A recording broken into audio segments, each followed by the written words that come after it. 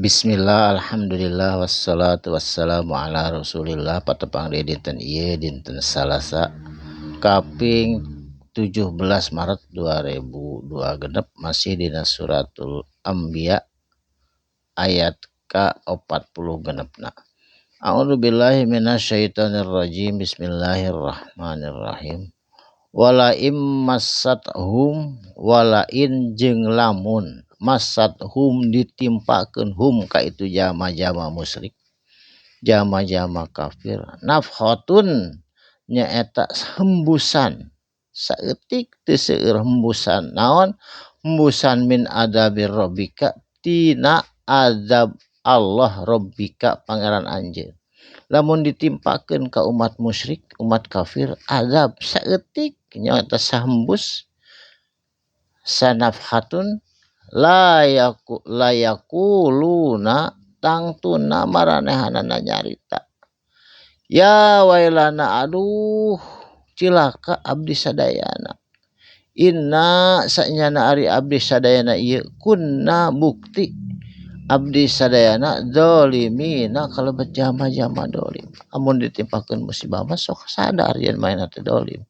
Tapi lamun dibere kasenangan mah hare-hare we teu iman ka Allah, teu iman ka Rasul. Kana Quran oge hilap teu iman, teu percaya. Eta kalebet nu kitu jama-jama dolim atawa jama-jama musyrik kafirin.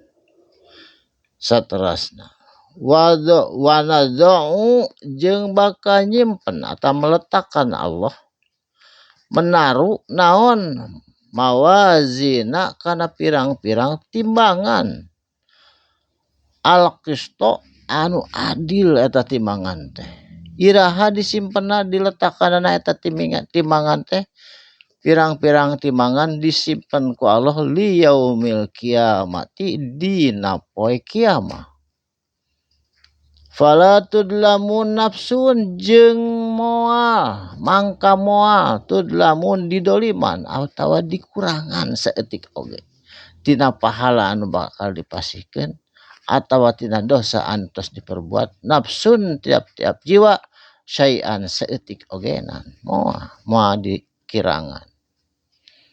Wa in kana jeung lamun bukti misqala seberat habbatin habba atawa biji naon min hardolin tina biji hardal atawa biji sawi anu pangleutikna dibales ku Allah ku ganjaran atawa siksaan sami moal dileuwihan kecuali ari kasayan masuk dilipat gandakeun. Ataina dipasihkeun ku kami biha kana eta pahala saur Allah. Wa kafa jeung cukup cekap bina ku ka kami wungkul saur Allah hasibina dihisab atawa diperhetangkeun amal perbuatan anjeun keur di dunya cekap ka Allah wungkul. Saterasna walaqad ataina jeung sanyana ataina geus didatangkeun ku kami saur Allah Musa ka Nabi Musa Haruna jeung ka Nabi Harun. Naon nu tos didatangkeun ku Allah teh al-furqana nyaeta pembeda dina kebenaran jeung kesalahan. Kebenaran jeung kebatilan eta teh pembeda teh disebutna teh al-furqan. Wadiaan jeung cahaya anu terang benderang dina Taurat waktu sarita. Jelas aya bukti anu nyata dina eta kitab. Wa dzikra jeung peringatan lil muttaqina pikeun jalma-jalma anu takwa nyata anu menjalankan perintah Allah jeung mencegah tina larangan Allah. Cegahanana dijauhan, perintahanana dikerjakeun. Eta namina lil muttaqina. Saterasna alladzina yakhsauna jeung ari jama-jama yakhsauna anu sieun kusaha rabbahum ku pangeranana itu jalma-jalma bil ghaibi bari gaib teu katinggal Allah teh. Alladzina yu'minuna bil ghaibi jadi jama-jama nu iman kanu gaib tegasna iman ka Allah Subhanahu wa taala.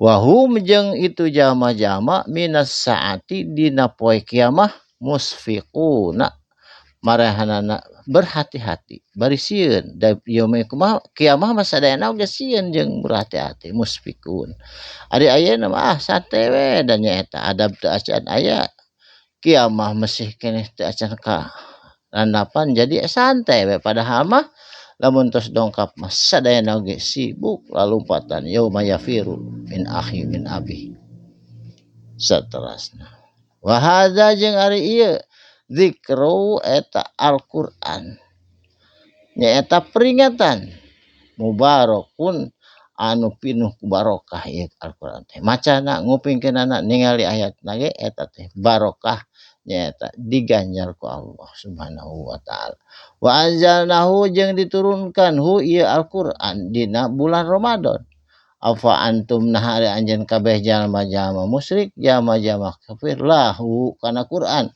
mungkiruna tetep ingkar tetep teu percaya ka Allah ka Rasulullah sareng kana Al-Qur'an jadi mugia urang sadayana kalabat jalma-jalma nu taqwa anu percanten anu iman ka Allah jeung Rasulna kalayan iman kana Al-Qur'an dipelajari tiap dinten ditingali makna jeung suratna mudah-mudahan kalabat urang jalmi-jalmi anu musfikin anu berhati-hati kalian sieun ku azabna Allah barakallahu li wa lakum mugia aya manfaatna sadaqallahul adzim wassalamu alaikum warahmatullahi wabarakatuh.